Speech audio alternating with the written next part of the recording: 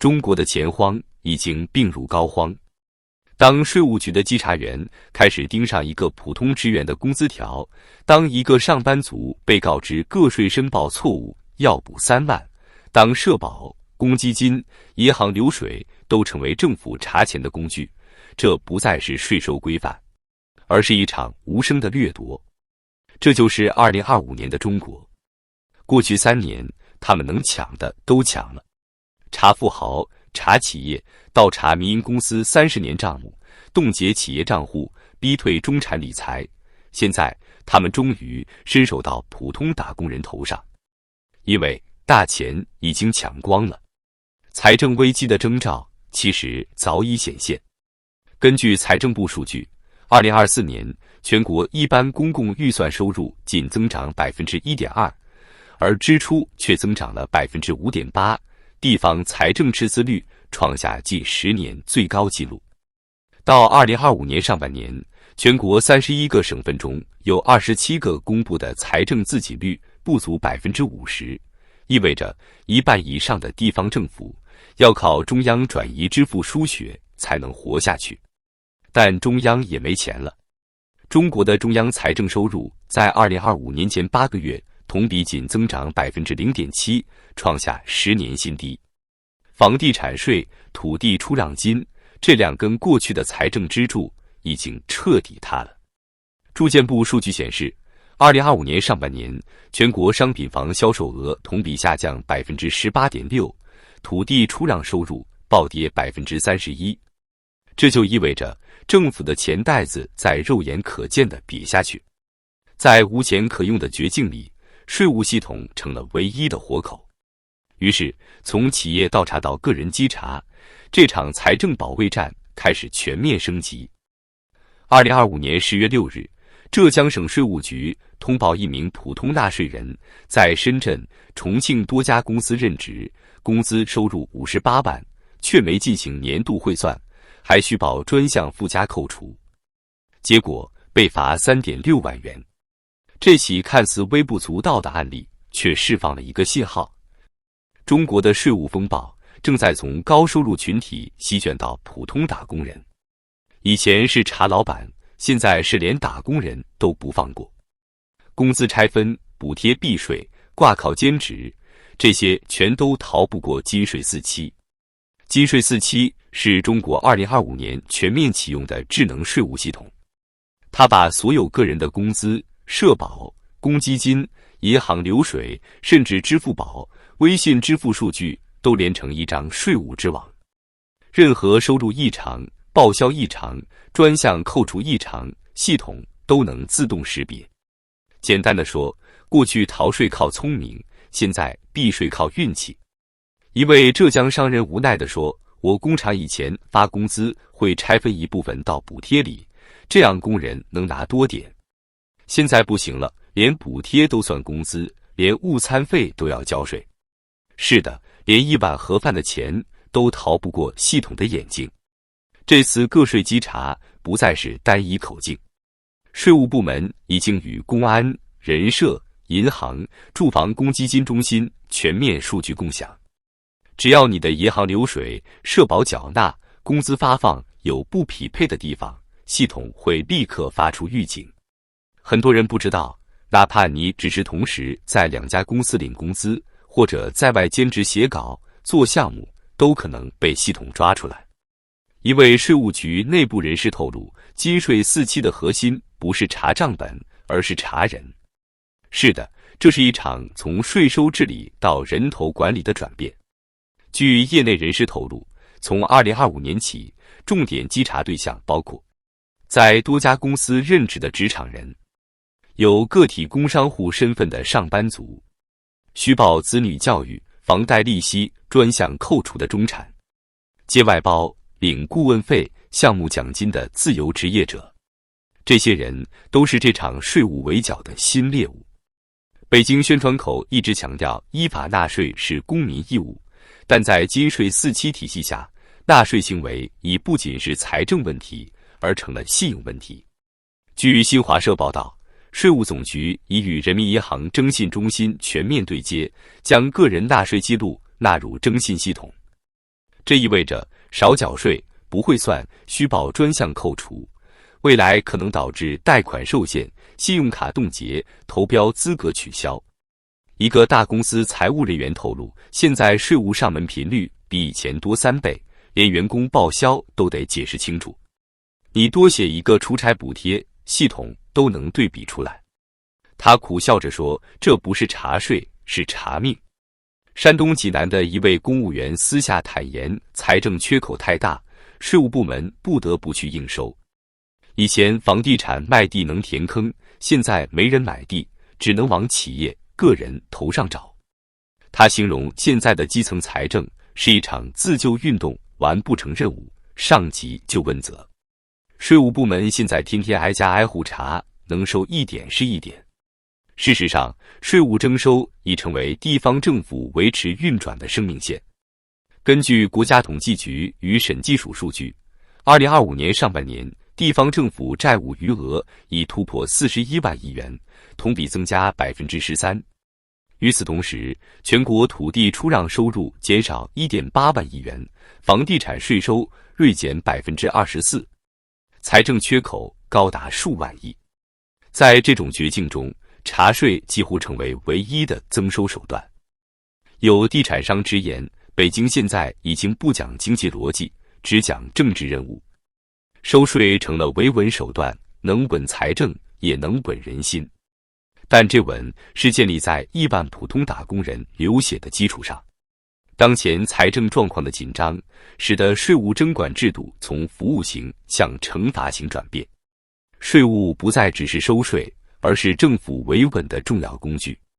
更令人不寒而栗的是，北京对税收的逻辑已不再是合理负担，而是财政供血。当财政血带干涸，政府就会去找新的血管，无论那是企业利润，还是一个上班族的工资卡。这不是税收，这是吸血。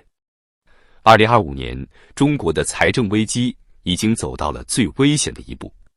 大钱被榨干，小钱被掏空，剩下的只能从老百姓的命根子里去刮。当企业查完，富人罚完，理财封完，现在社保、公积金、养老金、个人账户、存款全部成了财政回血的目标。是的，他们在没钱的时候从来不会勒紧裤腰带过日子，他们的选择永远是抢。国家审计署2025年9月报告披露，全国地方政府债务余额突破41.6万亿元，隐性债务规模则被业内估算超过70万亿元。这是什么概念？意味着每个中国家庭平均背着近30万元的政府债。债台高筑的结果就是财政系统彻底失去造血功能。河北、河南、贵州、云南等省份的财政自给率都不足40%，不少地市已经开始拖欠教师工资、削减公务员补贴、推迟医疗报销。没钱了，这句话成了整个中国政府体系里最刺耳也最常听到的3个字。为了保财政，北京开始动用灰色手段，把原本属于民众的社保、公积金资金统统纳入财政共用池。从2025年起，多地社保中心陆续宣布统筹账户资金管理，表面上是优化使用效率，实际上是变相挪用。一位退休金融官员透露，现在很多地方的养老保险账户是入不敷出，已经靠财政补贴维持。为了解决缺口，他们就从住房公积金、医疗保险统筹基金里借钱。数据显示，截至2025年中，全国基本养老保险基金累计结余仅剩6.7万亿元，而当年支付支出高达6.1万亿元，收支几乎持平。按照目前趋势，到2028年，养老基金将进入透支期。而在住房公积金方面，住建部最新数据显示，2025年上半年，全国公积金提取金额同比下降13%，贷款发放量下降25%，但账户余额却上升了9%。这意味着什么？意味着钱没花出去，被留在账户里统一调度了。财政系统正用看似合法的方式，把老百姓未来的养老金、公积金慢慢收编进财政大账本。你以为你在为自己养老，其实你在帮政府填坑。就在民众还在为个税汇算发愁时，北京方面正在悄悄布置更庞大的监控体系，数字人民币全覆盖。据央行2025年8月公告，数字人民币试点已覆盖全国31个省份，交易场景突破6000万个。这项政策看似是金融科技创新，实则是财政与税务系统的终极监控手段。数字人民币的最大特点是可追踪、可冻结、可回收。它不只是货币，而是一种可控账户。数字人民币让税务局可以实时掌握个人收入、消费与转账行为。系统可根据算法判断纳税义务，一旦发现异常收入，自动生成征收指令。换句话说，以前的税收靠查，现在的税收靠算法抓。银行转账、红包支付、兼职收入，全都在金税47加数字人民币的双网之下，毫无隐私可言。有网友讽刺，以前税务是查账的，现在是查命的。税收变严的同时，工资却在下降。国家统计局公布的2025年上半年数据显示，全国城镇居民人均可支配收入仅同比增长 1.4%， 实际扣除通胀后甚至出现负增长。而同一时期，个人所得税收入却增长了 4.9%。这意味着什么？意味着工资没涨，交税还多了。更残酷的是，通胀数据被掩盖了。虽然官方 CPI 仅显示上涨 0.7%， 但民间生活成本却全面飙升。蔬菜、粮油价格上涨超过 15%， 教育、医疗支出年增幅超过 10%。上班族月薪不到1万，房租就要4000，公积金取不出，社保又涨价，税务还来补刀。普通人已经没有避风港。一位网友哀叹，以前被公司压榨，现在被国家压榨。税务稽查、社保并轨、数字人民币看似是财政改革，其实是一场系统性的财富掠夺。背后的逻辑很简单，财政缺钱了，但政权不能塌，所以他们要让普通人承担维稳的代价。你交的税不是为了建设学校、修医院，而是为了维持庞大的行政体系，和债无利息。